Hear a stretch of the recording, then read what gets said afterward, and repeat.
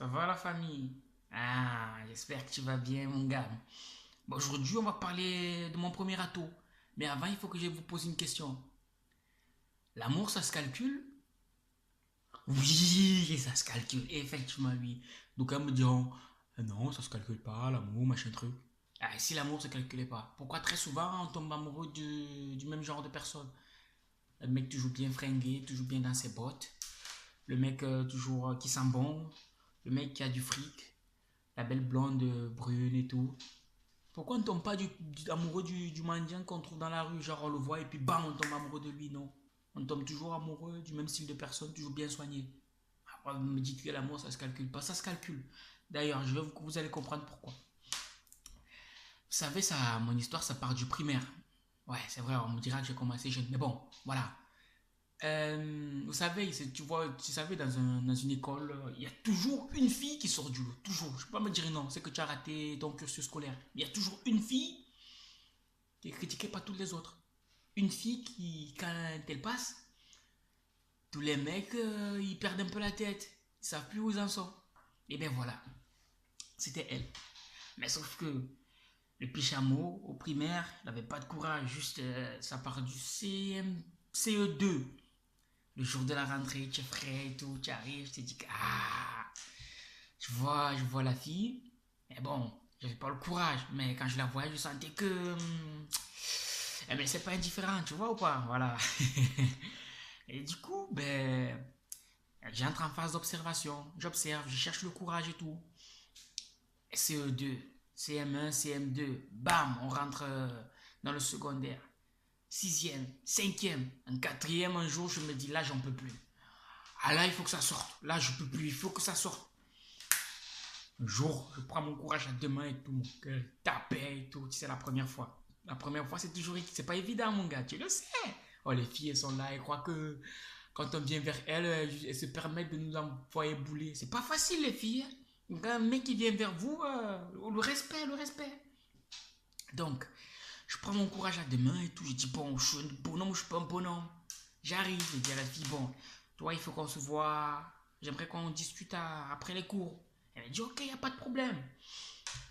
On rentre et tout. C'est là, je lui dis que bon, je ne veux pas passer par quatre chemins. Tu me plais, ça fait un moment et j'aimerais qu'on soit ensemble. Oh, vous savez ce qu'elle me répond? Oh, les filles au pays, elles sont hard. Elle me dit, eh ben mon gars, il faut me laisser le temps de réfléchir parce que là, je sais pas trop. Pas. Réfléchir, mon gars. Est-ce que c'est même ce que ça veut dire réfléchir au pays? Pouh. Quand une fille te dit qu'elle va réfléchir, mon gars, genre, déjà, elle te met à distance, elle t'observe, elle te dit, toi je t'observe. Vous parlez pas pendant deux semaines, hein, ou parfois ça peut aller plus, tu peux être un mois, deux mois, ça peut aller plus, ça peut mettre plus de temps. Chez nous on appelle ça rythmé. Mais moi, elle m'a rythmé, mon gars. J'attends deux semaines, on se parle pas, elle me calcule pas, mais elle m'observe. Et là, moi, je fais quoi pendant les deux semaines? Voilà, les deux semaines, j'essaie un peu de soigner mon comportement, j'essaie de me mettre frais et tout. Après deux semaines, je vais la revoir, je lui dis, oh, mais tu comptes me faire attendre jusqu'à quand? Là, il faut que je sois situé, tu vois. Et après, elle me dit, non. Je dis, oh, comment ça, non? Tu m'as fait attendre deux semaines pour me dire non? Elle me dit non. Bon, là, l'orgueil prend le dessus. J'ai dit, ok, d'accord, tranquille, ça va. Je digère. J'attends un an passe. L'année d'après, je lui dis, je remets une couche parce qu'on m'a dit que parfois les filles, elles aiment bien qu'on insiste. En troisième, je remets une couche, je lui dis, oh, ah, mais l'année dernière, tu m'as dit non. Bon, peut-être comme cette année, j'ai un peu plus de cheveux, je suis un peu plus, hein, j'ai pris un peu plus de pec, donc peut-être que cette année, ça peut être oui. Elle me dit non. Il dit, comment ça, non? Après un an, tu me dis non? Eh ouais, elle me dit non. Il dit, bon, maintenant, il faut que tu me dises pourquoi tu me dis non. Ah, c'est là que tu vas comprendre pourquoi l'amour, ça se calcule. Elle me dit quoi? Eh ben, elle me sort. Bon, déjà, tu peux pas me payer mon lait de toilette. Oh, putain. Ah, les mecs au pays, vous connaissez, hein. Vous connaissez ce que c'est. Elle me dit, tu pourras pas subvenir à mes besoins. Oh, subvenir aux besoins d'une fille au bled, c'est quoi? Ça veut dire que tu dois faire un peu le pigeon. Tu as capté ou pas? Mais voilà, elle me sort ça et tout. Je me dis, comment tu peux me faire ça? Comment elle peut me dire ça et tout? Mais bon, J'assume, je gère. J'ai dit que bon, qu'est-ce que tu veux que je dise? Elle m'a sorti ça. Oh, mais gros, pendant 2 mois, j'étais pas bien.